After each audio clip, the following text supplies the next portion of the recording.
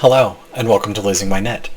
If you are watching this and you're a usual subscriber, or you watch my usual episodes, you're going to be like, wait, why is Jeff uploading episodes not on the first Saturday of the month? I'm going to try something a little bit different. I have pulled a clip from my long episode to upload as sort of a small mini recording. I think there's two parts that I talked about in this episode that are good standalone content pieces for people who don't necessarily want to watch the whole episode, or who are interested in either the cost of making a project for a larger person, or the yarn drama that happened this month. Hopefully it will work out. Hopefully you like this smaller, pulling the section out. If you've watched my podcast, you don't need to watch this unless you want to rehash it or slow it down and look at all the weird funny faces that I make. But yeah, let me know what you think, if it's worth pulling these out. If you're someone who doesn't watch the long form but like these little mini, these were my two TED Talks from this episode, but if you like these, let me know and I might be able to pull a couple out again in the future. So yeah, I don't know how long they are, but hopefully you will find them informative.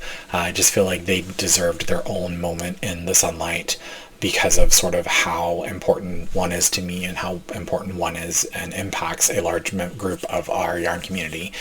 So let me know your feedback below. And if you watch the full one and you watch this one, hi, thanks for watching even more. And I will lead into those two clips.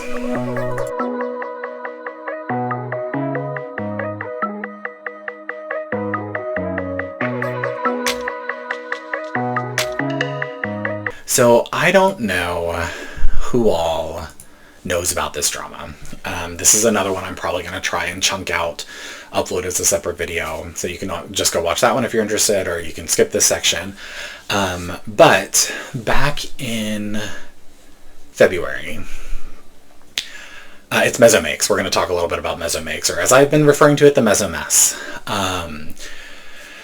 If you all remember back in February, if you've been here before, I was super excited for her Taco Bell pre-orders. She did two, and I'll put a photo here on this side. Wait, let me scoot over this way. I'll put a photo here on this side. It's the same one that you saw previously.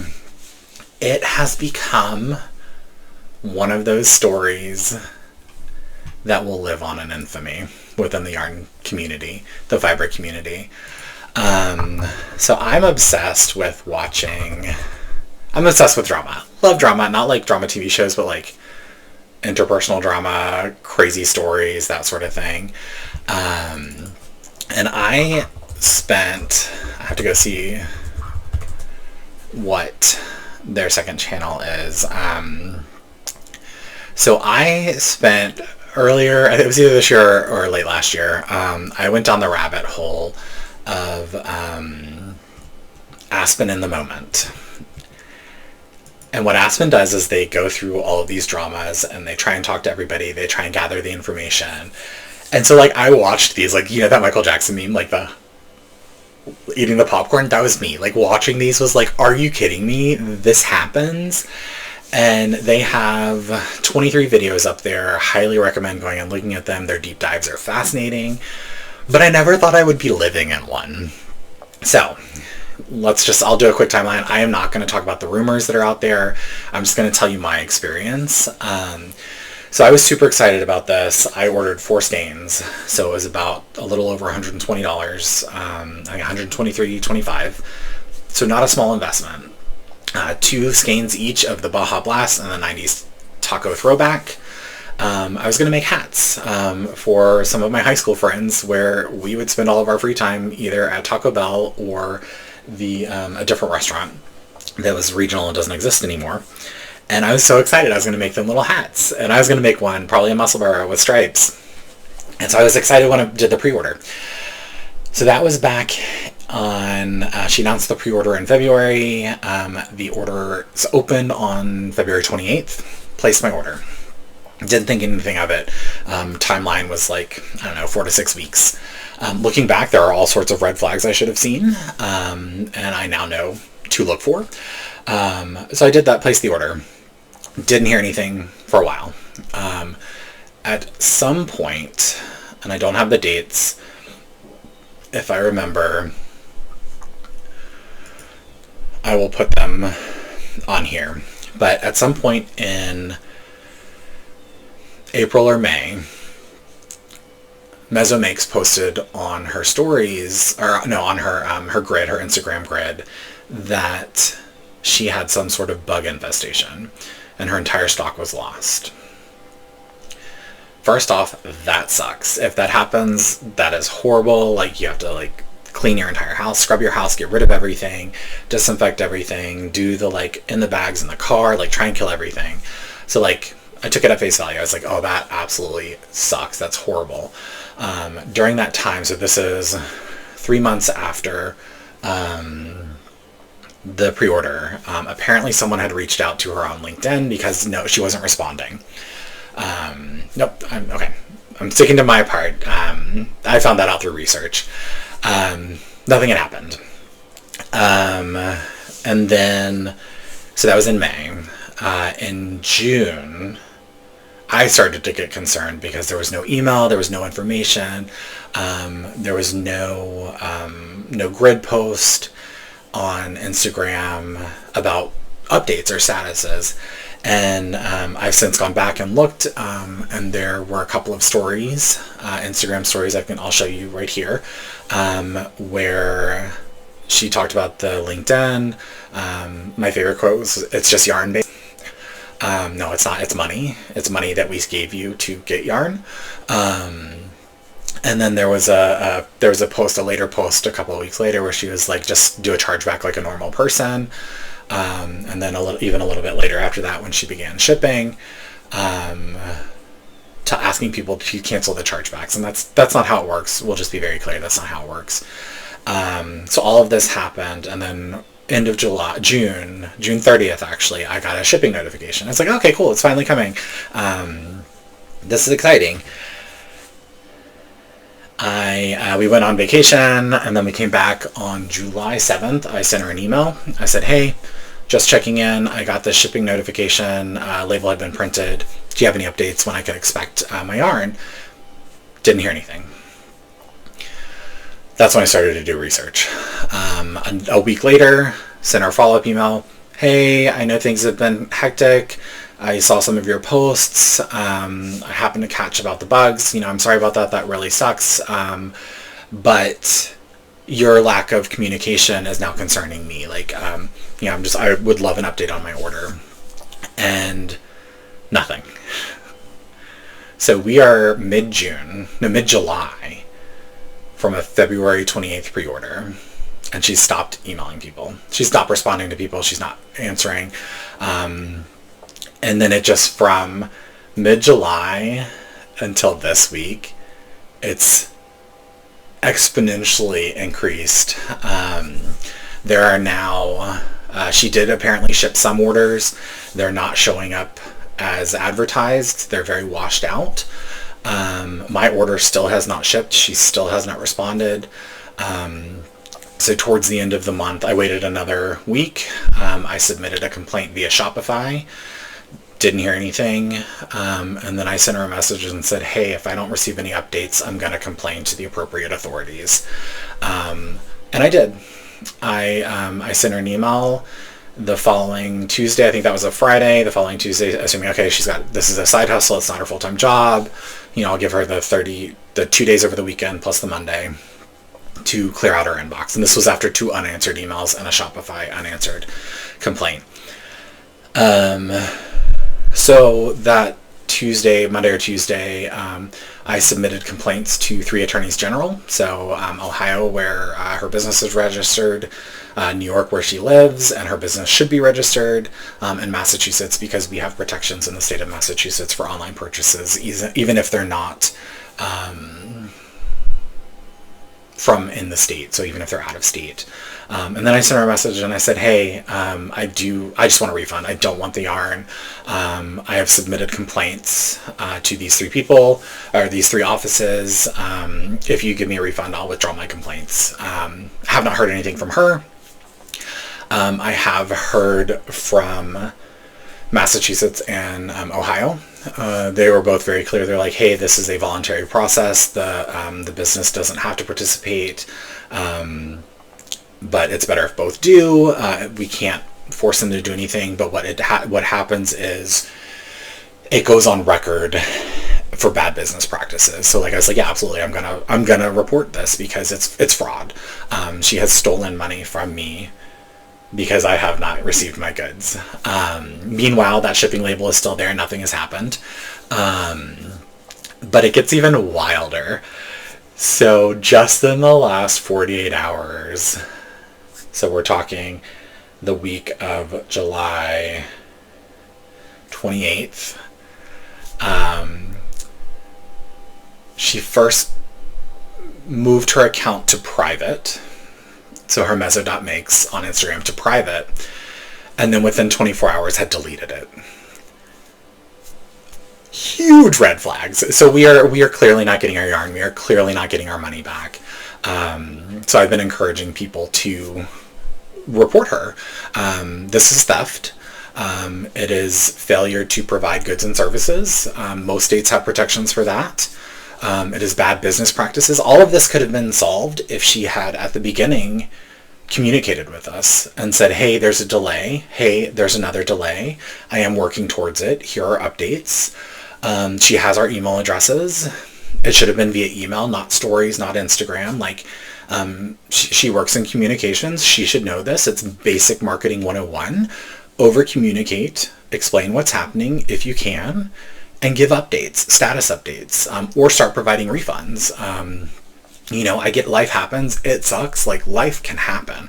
Life can slap you in the face and then punch you in the gut and then turn around and slap you in the face again. Like, I'm not discounting that. Like, it does. But if you are running a business, whether it is a hobby or a side hustle, there are consumer protection laws for now. There are ways to protect yourself as a consumer. Part of that is reporting bad business practices to attorneys general of states. And so it has been a wild ride. I don't know for sure if it'll happen. All of this happened so that June 30th date was 2 days after 120 days from the pre-order date. And that is, so most credit cards will give you 60 days to dispute a charge. Some give you 120. I did not submit because I got that shipping notification. I was like, okay, so it's actually happening. Like, cool, this is great. The same day that I complained to the attorneys general, I called my credit card and explained everything that had happened, how it worked, the pre-order, the ghosting, no information from the customer, from the business, and provided documentation of all of my communications. I sent her social media posts as well. Thankfully, my credit card has opened a dispute, so they will do the same thing. They will attempt to contact her. They will attempt to get information.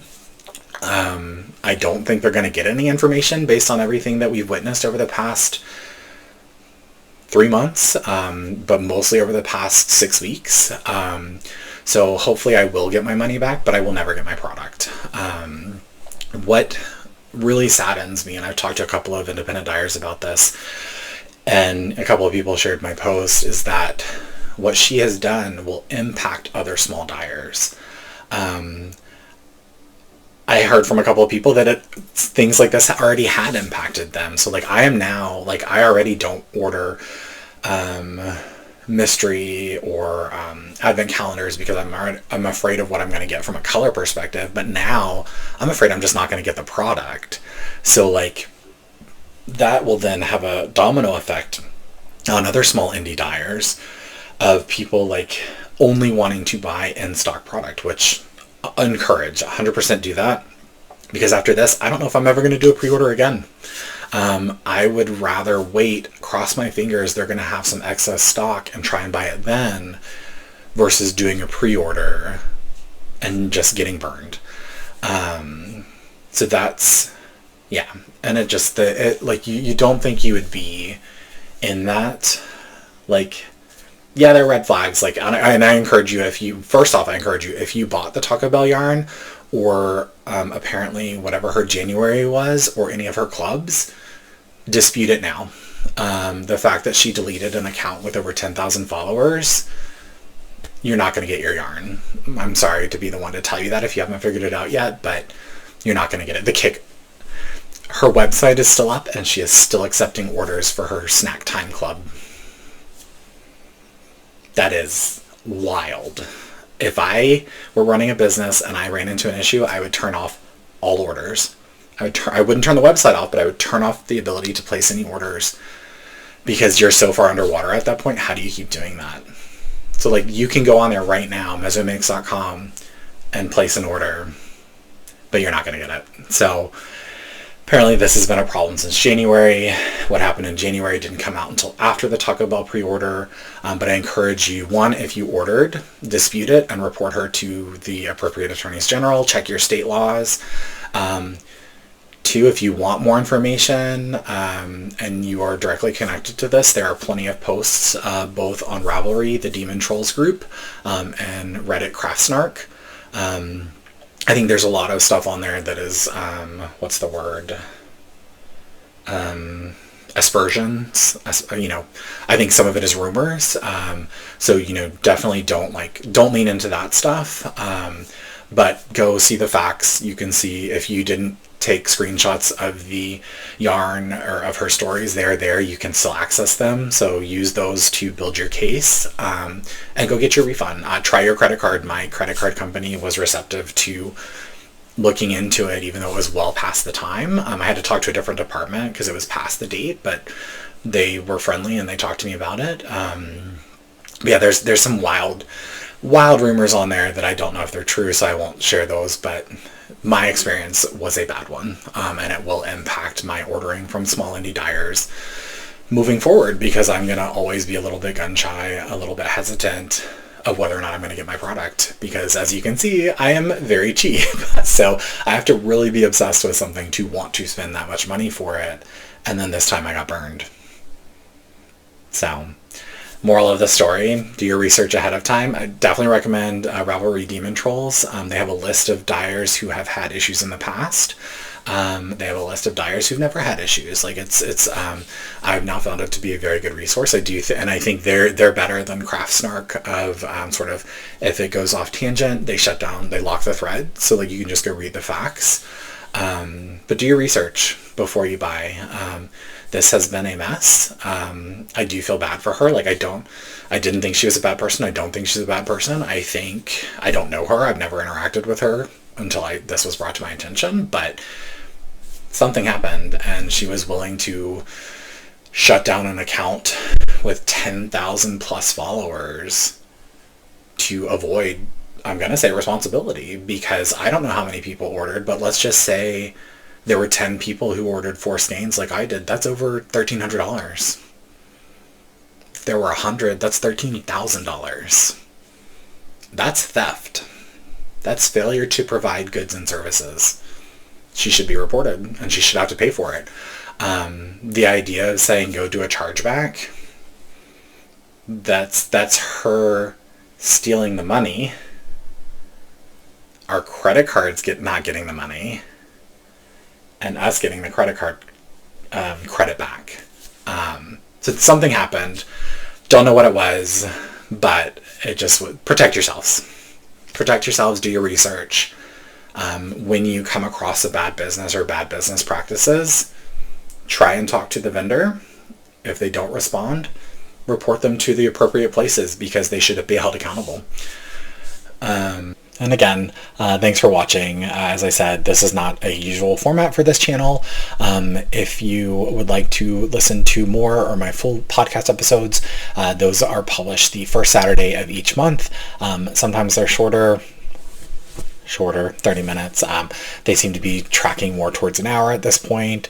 I aim for 45 minutes, but like I said, this was just a trial. I wanted to test pulling out a couple of sections and uploading. If you liked this, again, let me know below. If you didn't, or if you already got the content through the podcast, again, let me know below.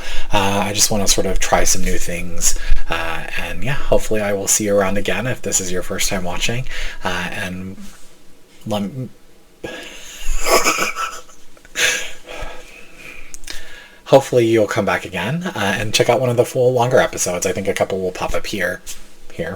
And this is, like I said, this is just a clip from that larger podcast that I really wanted to share. So my usual sign off is casting off for now. I will see you soon.